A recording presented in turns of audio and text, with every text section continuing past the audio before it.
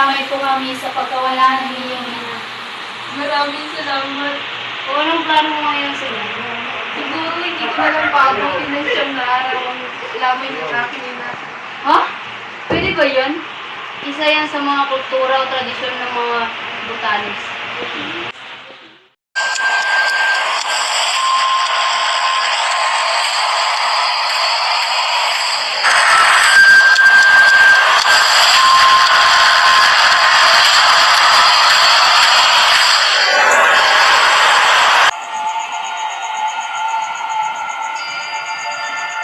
Hoy, Jasmine, di ba ngayon yung ika-4 na araw ng iyong ina?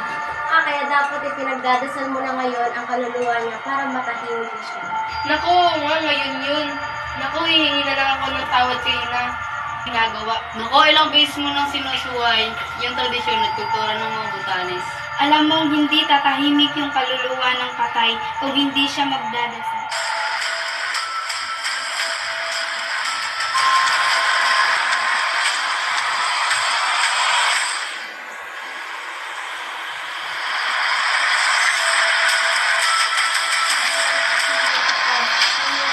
Yun ang kultura ng ating bansa.